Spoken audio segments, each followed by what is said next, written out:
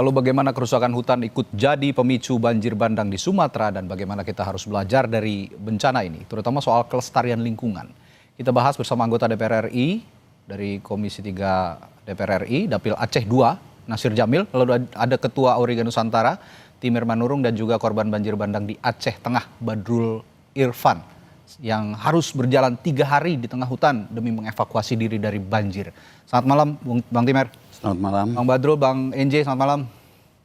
Ya, selamat malam Mas Radi. Baik, saya ke Bang Badrul dulu deh ya, karena Bang Badrul ini begitu luar biasa menghadapi rintangan yang luar biasa, cobaan yang luar biasa. Bang Badrul, bisa Anda ceritakan, Anda berjalan selama 3 hari katanya demi menyelamatkan diri.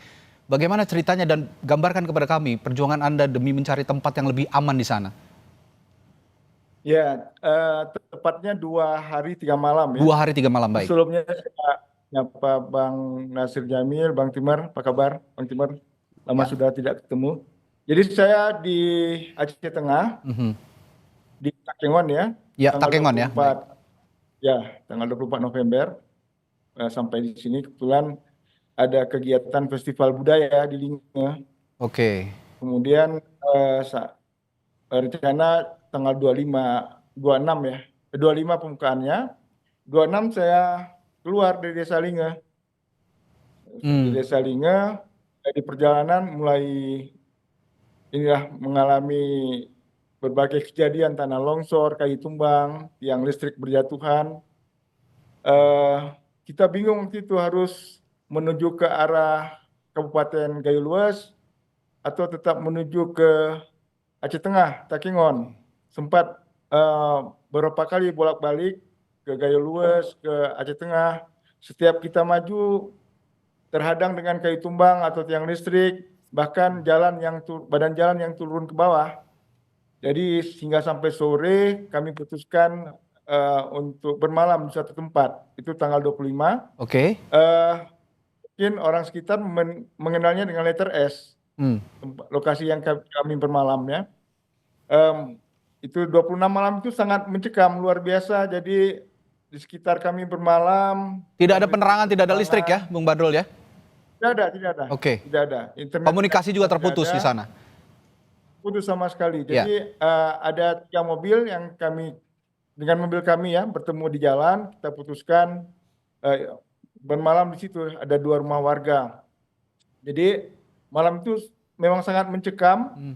Tiang listrik kiri kanan kami tumbang, rebah, hampir mengenai mobil. Kemudian suara longsoran sangat dekat di kiri kanan kami.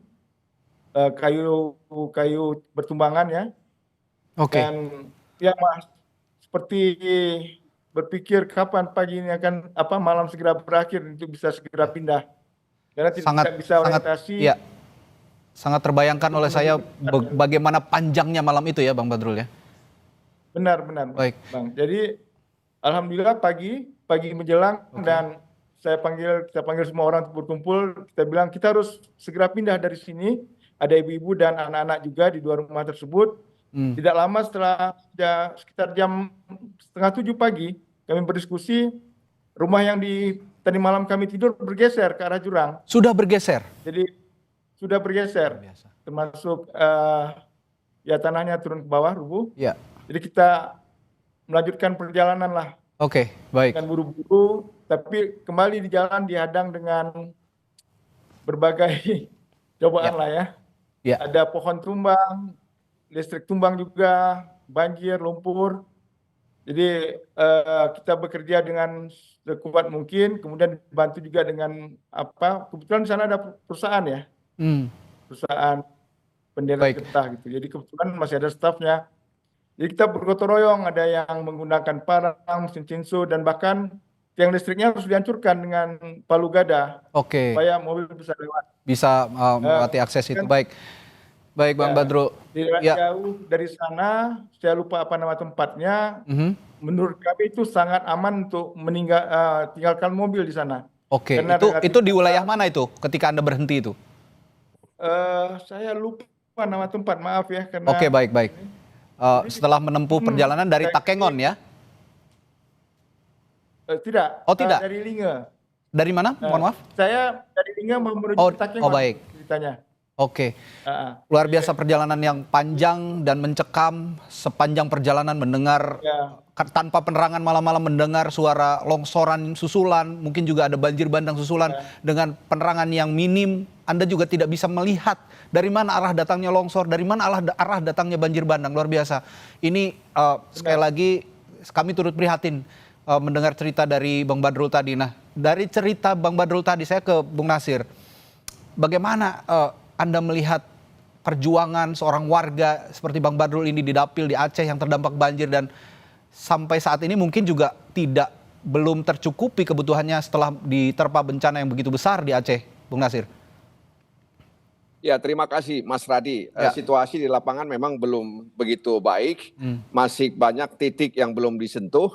Perkiraan saya masih 25% yang bisa ditangani oleh pemerintah. Dan itu untung ada Polri dan TNI yang masuk ke tengah-tengah masyarakat dan kemudian membantu meringankan beban mereka, termasuk juga memasukkan bahan-bahan pokok, apakah itu minyak, beras, dan juga makanan-makanan ringan yang bisa dimakan langsung begitu. Oke. Jadi memang apa yang dialami oleh Pak Badrul itu juga dialami oleh banyak orang. Teman saya juga itu 3 hari 3 malam Pak Badrul, kebetulan dia ada acara di Takengon. Kemudian terjadi peristiwa itu, artinya curah hujan yang tinggi menyebabkan banjir dan longsor, sehingga dia berjalan kaki ke Biren, ya lebih kurang 3 hari 3 malam melalui jalan-jalan setapak yang dia lalui itu. Jadi memang apa yang terjadi di Benar Meriah, Aceh Tengah, ya, kemudian juga di Aceh Selatan, di Aceh Barat, di Aceh Jaya, dan juga di Singkil, itu Aceh Tenggara. Saya pikir ini satu fenomena ya, bukan hanya disebabkan oleh klimatologis ya, tapi ada persoalan ada persoalan kerusakan biofisik lingkungan kita itu. Oke. Jadi pembukaan hutan, penebangan kayu di hutan, kemudian pertambangan dan tidak didukung oleh daya dukung ekosistem yang baik, itulah menyebabkan itu. Jadi bukan hanya soal cuaca ya, tapi memang daya dukung ekosistem kita itu tidak bisa lagi menampung curah hujan yang begitu tinggi dan berhari-hari itu. Ya, saya sepakat dengan Bung Nasir. Alih-alih beberapa pejabat negara mengatakan ini faktor cuaca, tapi kok saya melihatnya ini ulah tangan manusia. Saya akan bertanya juga ke Bung Timer. Bung Timer, berdasarkan data citra satelit yang Auriga Nusantara juga lakukan ya beberapa saat yang lalu, berapa hektar hutan primer dan gambut yang hilang di Aceh, Sumut dan Sumbar, dan kira-kira ini ulah siapa? Kalau memang tadi menyalahkan cuaca, saya juga tidak yakin ini masalah cuaca. Malam Mas, cuaca memang satu hal. Kita tidak bisa memungkiri bahwa memang curah hujan meninggi. Betul. Tapi kita lihat dari misalnya video, gambar gitu ya.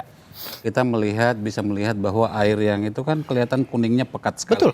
Itu artinya material tanahnya sangat tinggi. Gembur begitu ya?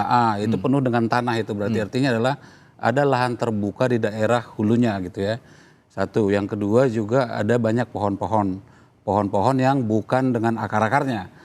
Artinya seperti yang dikatakan tadi dari Kementerian Kehutanan, katanya ini kayu lapuk lah, pohon lapuk atau pohon tumbang, itu tidak benar ya? Berarti ada juga yang begitu. Ada kayu lapuk. Oke. Kita pungkiri, dan saya membaca pernyataannya Dirjen Gakum juga adalah sebenarnya dia menutup bahwa sedang menyelidiki kayu-kayu penebangannya. Oke. Nah, yang jadi soal menurut saya adalah ini kita jangan terjebak pada cuman kayunya saja nih.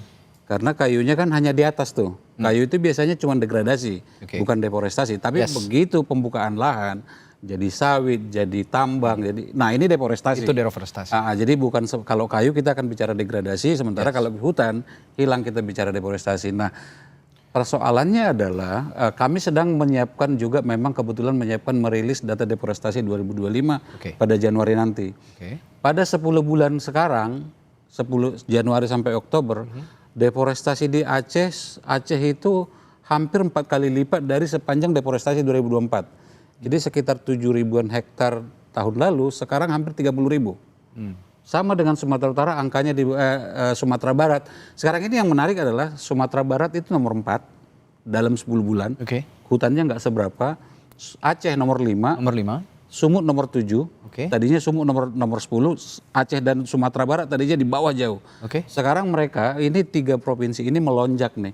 Artinya memang sedang terjadi perusakan hutan luar biasa di sana. Dan kalau misalnya kita lihat ke Sumatera Utara terutama di Tapanuli Tengah dan Tapanuli Selatan, banyak tuh illegal logging sebagai awalan tuh. Jadi illegal loggingnya dulu, kayunya dulu diambilin. Habis itu kayunya nggak ada, baru kemudian hutannya dihabisin. Nah ini yang di pernyataannya Dirjen Gakum di pemegang hak atas tanah. Jadi seolah-olah tanah dia punya lahan milik, tapi sebenarnya kayunya dari hutan nih. Nah pencucian ini yang memang harus kita satu hal, tapi juga adalah menurut saya juga memang kalau kita lihat Sumatera, terutama bagian utara, pelonjakan sawit memang luar biasa, Mas. Jadi fungsi lahan ya, monokultur memang soal kita secara Sumatera gitu ya, mau monokultur sawit, kebun kayu kami nyebutnya, eukaliptusnya, Indorayon atau TPL gitu ya, dan tambang juga. Jadi di tambang misalnya di daerah Batang Toru itu tambangnya kan ada tuh. Bagaimana bisa daerah berbukit begitu kita bolehkan tambang. Nah, jadi menurut saya memang ini ada kesalahan pemberian izin, ini harus dikoreksi, dan ada kesalahan juga di kemudian masyarakat kita harus ngakuin, karena banyak juga kebun kecil-kecil. Nah tapi menurut saya adalah saatnya Presiden Prabowo sekarang melindungi semua hutan alam tersisa. Terbitkan peraturan presiden yang melindungi sehingga siapapun yang menebang hutan alam tersisa, itu adalah perbuatan ilegal. Saya pikir itu langkah yang sangat genuine kalau Pak Presiden langsung mengambil terobosan Perpres. Ini ada relate-nya dengan Bung Nasir juga di Komisi 3 kalau kita mau menegakkan masalah hukum gitu ya. Bung Nasir, saya akan juga tanyakan nanti ke Bung Nasir soal itu, termasuk juga saya tanyakan kondisi Bang Badrul sekarang di Aceh Tengah bagaimana, saya tanyakan juga kondisi keluarga, apakah sudah mencukupi bantuan yang disalurkan oleh pemerintah. Saya akan tanyakan hal itu sesaat lagi di Sapa Indonesia Malam, tetaplah bersama kami.